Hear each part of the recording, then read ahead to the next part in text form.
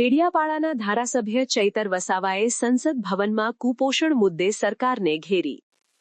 ગુજરાત રાજ્યના 5 જિલ્લાઓમાં સૌથી વધુ કુપોષિત બાળકો હોવાનું ડેડિયાપાડાના ધારાસભ્ય ચૈતર વસાવાએ લગાવ્યો આક્ષેપ.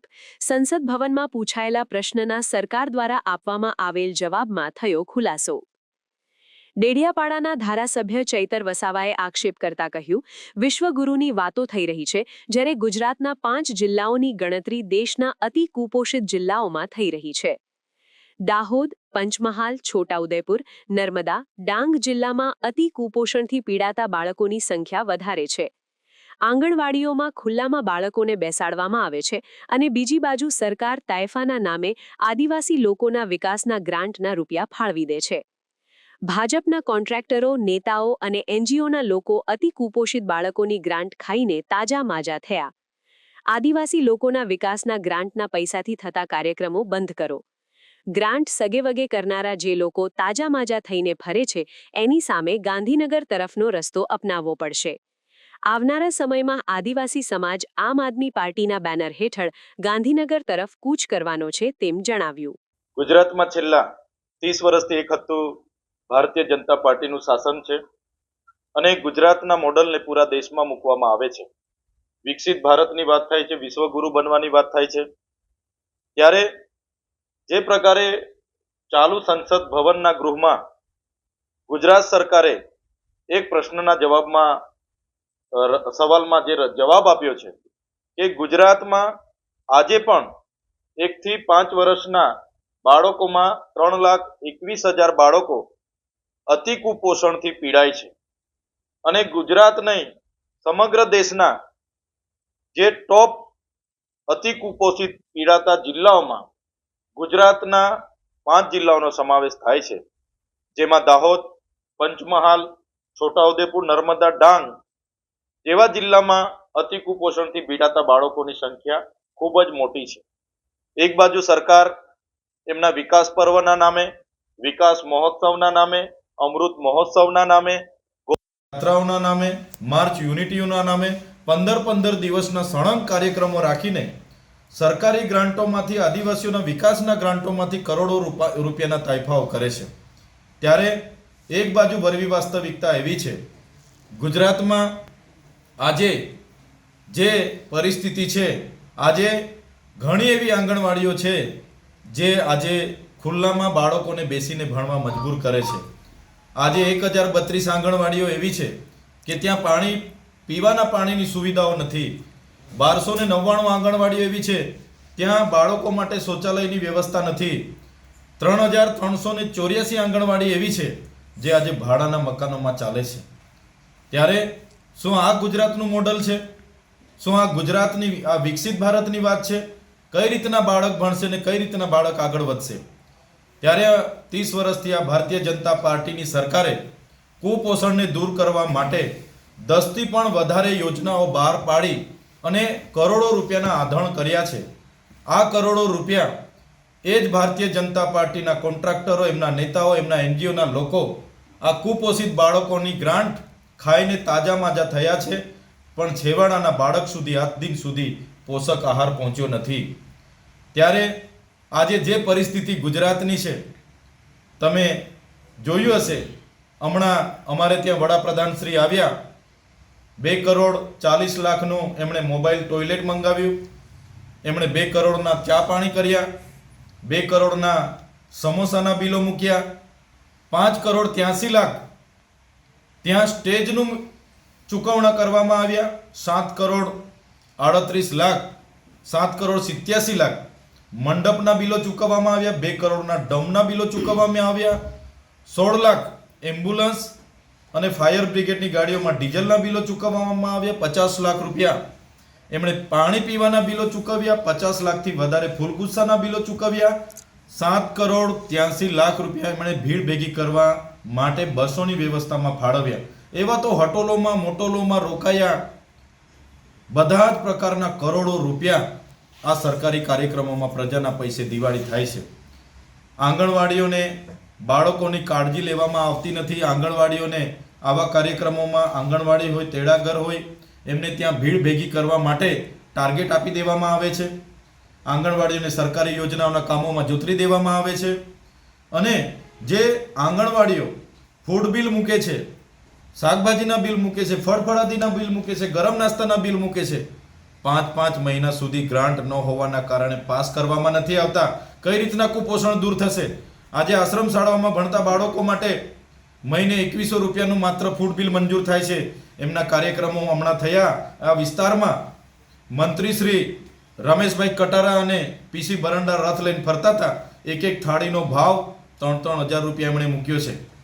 ત્યારે એક બાજુ મહિનાના અમારા બાળકોને 2100 રૂપિયા, પર ડેના 70 રૂપિયા, એ પર ડેના 70 રૂપિયામાં એને રહેવાનું, નાહવાનું, વાંચવાનું, લાઇટ બિલ, ગૃહપતિનો પગાર, એને સવારે નાસ્તો, બપોરે જમવાનું, સાંજે જમવાનું, એ 70 રૂપિયામાં રસોઈયાનો પગાર. તો કઈ રીતના કુપોષણ દૂર થશે? ત્યારે અમારે સરકારને વિનંતી છે, આ તમારા સરકારી કાર્યક્રમોના નામે આદિવાસી ગ્રાન્ટોમાંથી થતા તાઇફાઓ બંધ કરી દો અને આદિવાસીઓના કુપોષણ દૂર કરવા માટે, આદિવાસી સમાજના સિકલ સેલ એનેમિયા દૂર કરવા માટે શું તમારા પર આયોજન છે, શું કરવા માંગો છો, એ દિશા તરફ આગળ વધો. આજે આદિવાસી વિસ્તારમાં 1,71,350 બાળકો અતિ કુપોષણથી પીડાય છે અને કઈ રીતના તમે બહાર કાઢવાનો છો એની વાત કેમ ભાજપ સરકારના લોકો કરતા નથી? આજે 1,70,000 આદિવાસી મહિલાઓ સિકલ સેલ એનેમિયાથી પીડાય છે. એમને આજે સહાય આપવાની વાત હતી, છેલ્લા 5 મહિનાથી એમને સહાય મળી નથી. એને કેમ ગ્રાન્ટ મળતી નથી એની વાત કેમ ભારતીય જનતા પાર્ટીની સરકાર કરતી નથી? ત્યારે આદિવાસીઓના વિકાસની ગ્રાન્ટના જે તાઇફાઓ થાય છે એને રોકવા માટે આદિવાસી વિસ્તારમાં આંગણવાડી બને, શાળા બને, આરોગ્યમાં પૂરતા ડોક્ટર હોય, પૂરતા સાધનો હોય અને આદિવાસીને ત્યાં ને ત્યાં સારવાર મળે, એના માટે આમ આદમી પાર્ટી આવનારા દિવસોમાં ગામડેથી લઈને શહેરો તરફ જન આંદોલન કરવાની છે. અને અમને જ્યારે જરૂર લાગશે તો અમારા લોકોની ગ્રાન્ટ સગે વગે કરનારાઓ, મળતિયાઓ, કોન્ટ્રાક્ટરો, ભાજપના નેતાઓ જે તાજા માજા થઈને ફરે છે એમની સામે અમારે ગાંધીનગરનો રસ્તો અપનાવવો પડશે. તો આવનારા દિવસોમાં આદિવાસી સમાજ આમ આદમી પાર્ટીના બેનર હેઠળ ગાંધીનગર તરફ પણ કૂચ કરવાનો છે. સાંસદ મનસુખ વસાવાનો આક્ષેપ છે કે 75 લાખ માંગણીનું રેકોર્ડિંગ એમના જોડે છે. કલેક્ટર ચેતર વસાવાથી ડરી રહ્યા છે અને પોતે પ્રેસ કોન્ફરન્સ કરીને કહ્યું છે કે હું આ જો મને ન્યાય નહીં મળે તો હું ભાજપ છોડી દઈશ. શું કહેશો ચેતર? હમણાં જ છોડી દે ભાજપ. મનસુખભાઈ, ભાજપ છોડવાથી અમને કોઈને ફેર પડતો નથી. ત્યારે સાંસદ તરીકે તમે એક ધારાસભ્ય પર 75 લાખ રૂપિયા માગણી કર્યા લીધાના આક્ષેપ કરો છો. તમે કહો છો કે કલેક્ટરે અમને રજૂઆત કરી છે અને કલેક્ટર સાહેબે ગઈકાલે ખુલાસો આપ્યો કે મનસુખભાઈ ખોટું બોલે છે, પાયાવિહોણી વાતો કરે છે. ત્યારે મનસુખભાઈએ જાહેરમાં આવીને જનતાને ગેરમાર્ગે દોર્યા છે, એની માફી માંગવી જોઈએ. મનસુખભાઈ, 30 વર્ષથી એક શાસન તમારું છે, એક હતું શાસન તમારું છે, અધિકારીઓ તમારા છે, પોલીસ તમારું છે.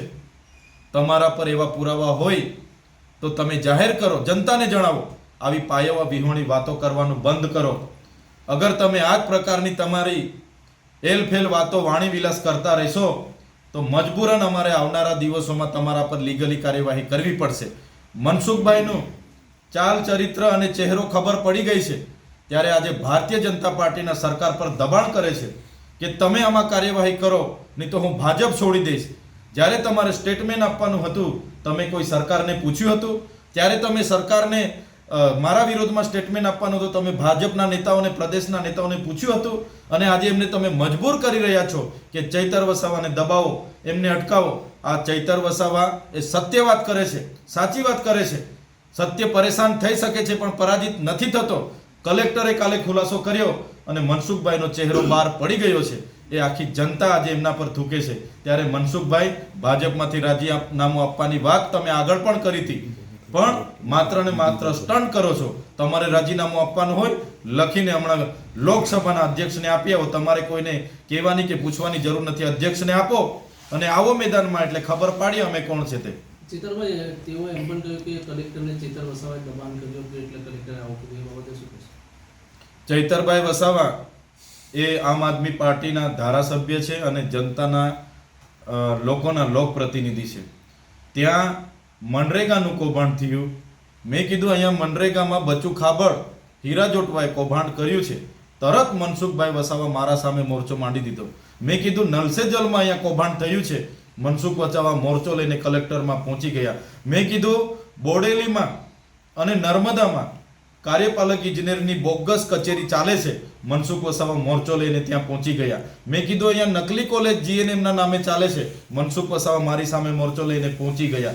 આજે જ્યારે નરેન્દ્રભાઈ મોદી અમારા ડેડિયાપાડામાં આવ્યા, મેં જે પ્રતિમા સ્થાપિત એને ફૂલહાર કર્યું, 50 કરોડનો ખર્ચો થયો અને ટ્રાઇબલ સપ્લાનમાંથી ખર્ચો થયો. અમારા લોકોને અહીંયા ફૂડ બિલ મંજૂર નથી થતા, સિકલ સેલની ગ્રાન્ટ મંજૂર નથી થતી અને કરોડો રૂપિયાના તમે તાયફા કરો. ધારાસભ્ય તરીકે એ માહિતી મેળવવાનો મારો અધિકાર છે. મેં માહિતી માંગી છે, એટલે માહિતી માંગી અને મેં તપાસની માંગ કરી છે. રેલો મનસુખભાઈના ઘર સુધી જવાનો છે, એટલે મનસુખભાઈ ડરેલા છે, ગભરાયેલા છે અને રાજીનામું આપવાની વાત કરે છે. સરકારને દબાવે છે, બ્લેકમેલ કરે છે, મજબૂર કરે છે. હું રાજીનામું આપીશ, હું રાજીનામું આપીશ. ભાઈ, તમે સ્ટેટમેન્ટ આપો છો ત્યારે સરકારને, તમારી પાર્ટીને પૂછો છો? તમે આ પ્રકારના પાયાવિહોણા સ્ટેટમેન્ટ આપો છો. એટલે મનસુખભાઈ માનસિક રીતે બીમાર છે. એમણે કોઈ મનોચિકિત્સકની સારવાર લેવી જોઈએ અને એમના મનમાં એવું છે કે હું કરું એ જ અહીંયા થાય, હું જ સર્વે સર્વા, હું જ પાર્ટીનો મોભી. તો એવું નથી. મનસુખભાઈ એકવાર પટ્ટો ઉતારીને મેદાનમાં આવે ને, એમને ખુરશી આપવા માટે અમારા વિસ્તારમાં કોઈ તૈયાર નથી. હાઇડ્રો પ્રોજેક્ટ પર શું કહેશો? તમે ચીમકી આપી છે, આવનાર સમયનું બિલ કામ થવું. હાઇડ્રો પ્રોજેક્ટમાં કવાંટ અને નસવાડીના 28 ગામોની જમીનો સંપાદન કરવાની તજવીજ ચાલે છે. એ પ્રોજેક્ટમાં મોટા ઉદ્યોગપતિઓ 10,000 કરોડના MOU કર્યા છે. ત્યારે આપના માધ્યમથી આ ભાજપની ઉદ્યોગપતિઓની સરકારને અમે કહેવા માગીએ છીએ, આદિવાસી સમાજ એ ભોળો છે, શાંતિપ્રિય છે, સંવિધાનમાં માનનારો છે, સમાજમાં માનનારો છે. અમે અનેકવાર તમને ગ્રામ સભાઓના ઠરાવો નામંજૂર કરીને આપ્યા છે, આમાંથી અસહમતિ અમે દર્શાવી છે. છતાં તમે વારે ઘડીએ ખાસ ગ્રામ સભાઓ રખાવીને ત્યાં સહમતિના ઠરાવો લેવા માટે સરપંચો પર આવો છો, સર્વે કરાવો છો. ત્યારે હવે અમે કહેવા માંગીએ છીએ કે આ હાઇડ્રો પ્રોજેક્ટના નામે અમે એક પણ ઇંચ જમીન આપવાના નથી. અને જો તમે પોલીસને આગળ કરીને અમારા લોકોને હેરાન પરેશાન કરવાનું કામ કરશો, હાઇડ્રો પ્રોજેક્ટના નામે તમે જમીન પડાવવાનું કામ કરશો, તો ભાલા, પાલિયા, તીરકામઠા, ધારિયા એ અમારા ઘરે અમે શણગાર માટે નથી મૂક્યા. જ્યારે જરૂર પડશે ને તે દિવસે અમે લાખોની સંખ્યામાં રોડ પર ઉતરીશું. જરૂર પડશે તો ગાંધીનગરની કૂચ પણ કરીશું અને નેપાળમાં જે નેપાળના લોકોએ કરી છે એ ગાંધીનગરમાં પણ અમે નેપાળવાળી કરીશું. છેતરભાઈ, દારૂ મુદ્દે જે રીતે એક નવો કાયદો, નવો નિયમ આવી રહ્યો છે ગુજરાતમાં કે ઘરે રૂમમાં તમે દારૂ પી શકો છો, તમારા ટેરેસ ઉપર પી શકો છો, એટલે શું ગુજરાત સરકાર આ દારૂબંધી નાબૂદ કરી રહી છે એવું લાગે છે? ગુજરાતમાં આટલા વર્ષોથી દારૂબંધી છે, કરોડો રૂપિયાના આંધણ થાય છે અને દારૂની સાથે સાથે ડ્રગ્સ પેડલરો પણ ગામડે ગામડે હવે ડ્રગ્સ મળતા થઈ ગયા છે. આજે એક બાજુ ગાંધીનગરની પેલી સિટી છે, આપણે એ સિટીમાં પૂરેપૂરો દારૂની પરવાનગી આપી છે. આજે કેવડિયામાં ગિફ્ટ સિટી, ગાંધીનગરની ગિફ્ટ સિટીમાં આ જ ભાજપની સરકારે દારૂ પીવા માટેની છૂટછાટ આપી છે. આ જ કેવડિયામાં કેટલી હોટલોને દારૂની છૂટછાટ આપી છે. બેરોકટોક કેવડિયામાં દારૂ વેચાય છે. આજે અહીંયા મંત્રી શ્રી આવ્યા, PC બરંડા, એ જ ગુજરાત સરકારના મંત્રીએ સ્વીકાર્યું કે દારૂ તો વેચાવો બી જોઈએ ને દારૂ પીવો બી જોઈએ. આ જ એમની સરકારની નીતિ છે. એમણે દારૂબંધીના નામે એમના બુટલેગરો, ભાજપના નેતાઓને બધાને દારૂ વેચાવા માટેની છૂટછાટ આપવાની છે અને એમના સેક્શનો, એમના હપ્તાઓથી એમણે કમલોમાં ચલાવવાના છે. દારૂ આજે વેચાય છે એ ગૃહમંત્રીને હું ચેલેન્જ આપું છું, તમારામાં પાણી હોય તો 1 મહિનામાં દારૂબંધી કરાવી દો. ગૃહમંત્રી ધારે તો કરાવી શકે છે પણ નથી કરાવવું. કેમ કે દારૂના જે સેક્શનો, દારૂના જે હપ્તાઓ એક છે એમના જિલ્લાના કમલોમાં જાય છે અને ગાંધીનગરના કમલોમાં જાય છે, જેનાથી જ આ પાર્ટી ચાલે છે. એટલે દારૂબંધી માત્ર નામની છે, એ દારૂ બેરોકટોક આ ભાજપની સરકારમાં મળે છે. સુરેન્દ્રનગરના કલેક્ટર અને મામલતદારને ત્યાં જે રીતે ઈડીના દરોડા પાડવામાં આવ્યા છે, ત્યારે શું કહી શકાય કે ગુજરાતમાં ભ્રષ્ટાચાર ચરમસીમાએ છે? બીજા એવા ગુજરાતમાં હમણાંના સમાચાર મેં જોયા, કલેક્ટર સુરેન્દ્રનગરને ત્યાં અને મામલતદારને ત્યાં ઈડીએ રેડ પાડી છે અને 1500 કરોડની જમીનના ગોટાળા બહાર આવ્યા છે. હું સરકારને અપીલ અને વિનંતી કરું છું, તમામ જિલ્લાના કલેક્ટરો, SP અને ખાણ ખનીજ વિભાગને ત્યાં ખાલી એકવાર દરોડા પાડી દો. તમને હજારો કરોડની બેનામી સંપત્તિનો ફાઇલો એમને ત્યાં મળશે. આ છોટાઉદેપુર નર્મદાના ખાણ ખનીજ વિભાગના અધિકારીઓની કરોડો અબજોમાં સંપત્તિઓ છે. તો ત્યાં પણ દરેક જગ્યાએ રેડ પાડો. બધા જ અધિકારીઓ એવા નથી હોતા, પણ આમાંથી હું ચેલેન્જ સાથે કેમ છું, 60% અધિકારીઓ તમારા કરપ્ટેડ છે. એમના પર રેડ પાડો, કાર્યવાહી કરો, અને એમના પર જે પ્રકારે સુરેન્દ્રનગરના કલેક્ટર પર તમે કાર્યવાહી કરી છે એ પ્રકારની તમામ લોકોની તપાસ થાય અને એમના પર જે પણ લોકો દોષી ઠરે એના પર કાર્યવાહી થાય એ અમે માંગણી કરીએ છીએ. સમાચારની અવનવી અપડેટ જોતા રહો નિખરતા ગુજરાત ન્યૂઝ સાથે. નિખરતા ગુજરાત ન્યૂઝને લાઇક, શેર, સબસ્ક્રાઇબ કરો અને બેલ આઇકન દબાવીને સમાચારની ઝડપી માહિતી મેળવો.